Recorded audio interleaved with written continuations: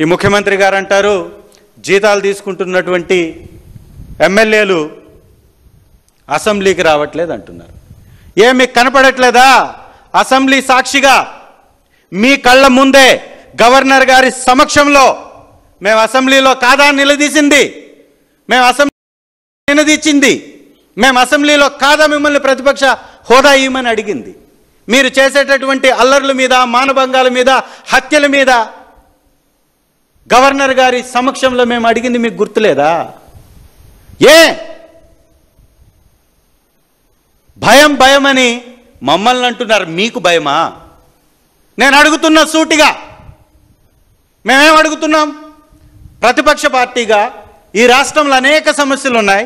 ఈ సమస్యల మీద మాట్లాడాలి అంటే తగినటువంటి సమయం కావాలి. ఆ సమయాన్ని మాకు ఇస్తామని చెప్పండి, మేము వస్తామంటున్నాం. మీలాగా మేము అలవెన్సెస్ అడగలేదే.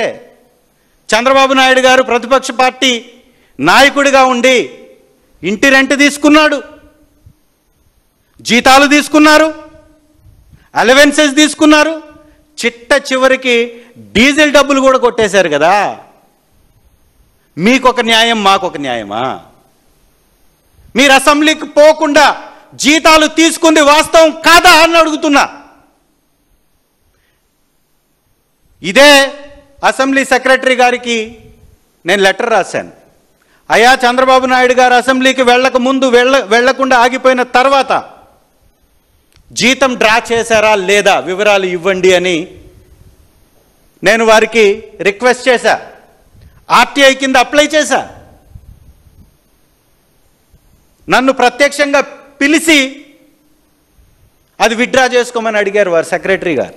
లేదు లేదు, నాకు ఖచ్చితంగా వివరాలు ఇవ్వాల్సిందేనని నేను అడిగాను. ఈ రోజుకి వివరాలు ఇవ్వాల. మీరు నిజంగా హౌస్ అలవెన్సెస్ తీసుకోకపోతే, మీరు నిజంగా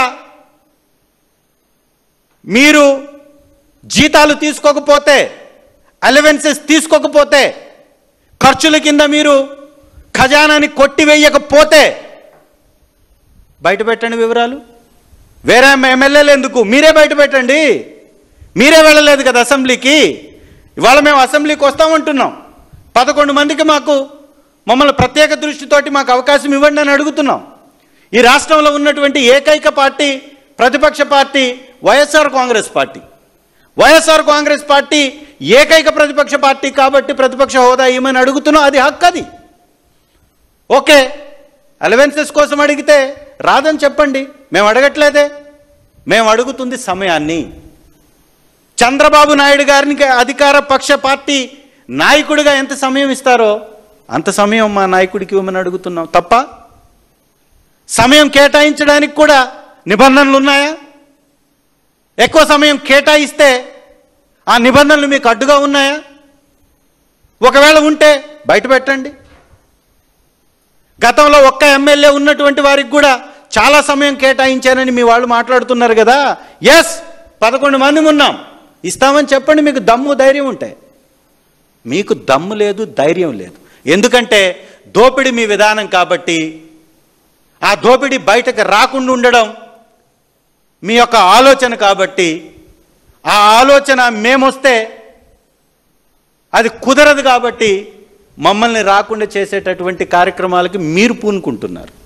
ఇవాళ అంటున్నారు మీరు అసెంబ్లీకి రాకపోతే మేము సస్పెన్షన్ చేస్తామని చెప్పేసి స్పీకర్ గారు అంటున్నారు.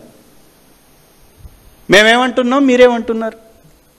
మేము వస్తాం, సమయం ఇవ్వమంటున్నాం, మీరు ఇవ్వలేనంటున్నారు. నిజంగా మీరు దమ్ము ధైర్యం ఉంటే, మీ ప్రభుత్వం మీద మీకు నమ్మకం ఉంటే, మీ ప్రభుత్వ పాలనని ఒక రెఫరెండంగా తీసుకొని మాతో పాటు చంద్రబాబు నాయుడు గారిని కూడా రాజీనామా చేయించండి.